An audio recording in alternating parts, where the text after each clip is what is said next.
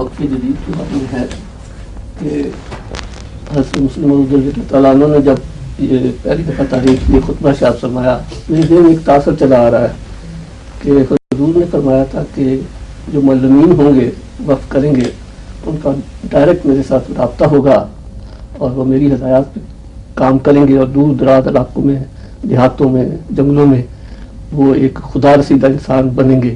ذہن ایک تاثر ہے، مجھے ڈیفینیٹ نہیں ہے. تو اس حصے پہ مجھے لگتا ہے کہ اس واقعہ کے یہ کب ہوئی تھی تحریک؟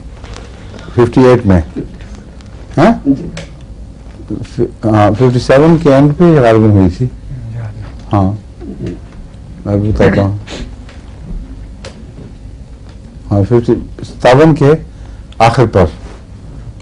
اور اس کے بعد حضرت مسلم موعود کتنے دیر زندہ رہے ہیں؟ 65 تک.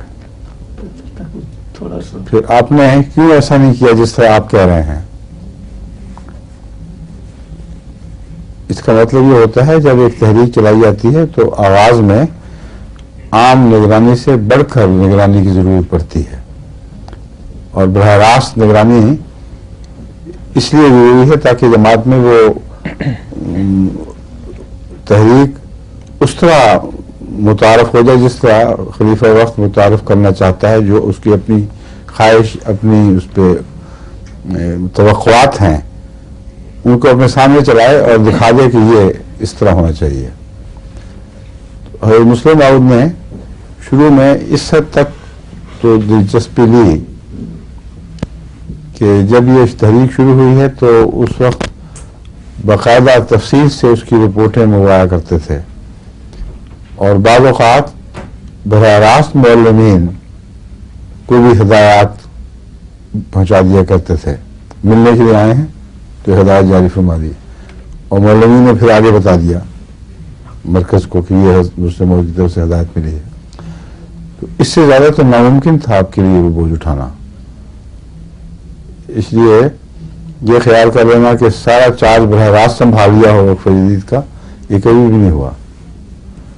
اور جب نہیں ہوا تو اس خطبے کے تاثرات کے مطابق دو باتوں میں سے ایک ہے، یا تو خواہش تھی مگر مجبوری سے پوری نہیں کر سکے، یا اس خواہش کا یہ مطلب نہیں تھا کہ ناظم وقف جدید کی طرح سارے کام خود سنبھال لیں، بلکہ نسبتاً زیادہ ذاتی نگرانی کا ایک ادعا تھا، ایک خواہش تھی جس سے آپ نے جس حد تک ہو سکا پورا کیا. سمجھے؟ باقی ولی اللہ بنانا تو کسی کا کام نہیں ہے سوائے اللہ کے. ولی اللہ بنانے کی کوشش کرنا تو جاری رہتی ہے، اور ولی خدائی بناتا ہے، آپ بنا کے نہیں پیش کر سکتے. ان واقفین میں سے جو ہمارے پاس آئے کئی ایسے تھے جن کے متعلق انسان جہاں تک انسانی علم کام کرتا ہے کہہ سکتا تھا کہ یہ ولی اللہ ہے. ان کا وقف ہو جانا، ان کا بے لوث میدان میں چلے جانا، ان کا دعائیں کرنا، ان کی کوششوں کو غیر معمولی پھل ان کی نیکی کی وجہ سے لگنا، اور ان دعاؤں کے پورا ہونے کا میں بھی گواہ ہوں کس طرح خدا تعالیٰ کے فضل سے بعضوں کو کشوف ہوئے، وہ پورے ہوئے، بعضوں کو سچی رویا آتی تھیں. تو یہ نہیں کہ وہ خالی سی تحریک اس سے، مگر وقف کے شوق میں بہت سے نوجوان آئے جو ٹھہر بھی نہیں سکے، جو عہد بھی پورا نہیں کر سکے، بکھر گئے. بعض بوجھ نہیں اٹھا سکے، اور بعض جیسا بھی تھا وفاداری سے آخر تک قائم رہے. تو ان کے مرتبہ اللہ کے پاس ہیں، مگر جو ولی اللہ کا تصور حضرت مسلم موعود نے پیش فرمایا تھا وہ پوری طرح اس تحریک کے ہر فرد پر، ہر ممبر پر صادق نہیں آتا. میرے علم میں کبھی بھی ایسا نہیں ہوا، بلکہ کئی میں نے بے اثر بیان کیا کہ نفس کے بیمار تھے جو شریر کے طور پر باہر نکالے گئے. تو اولیاء کیسے بن سکتے ہیں؟ اولیاء تو آپ بنا ہی نہیں سکتے. اولیاء اللہ بنانا اللہ کا کام ہے.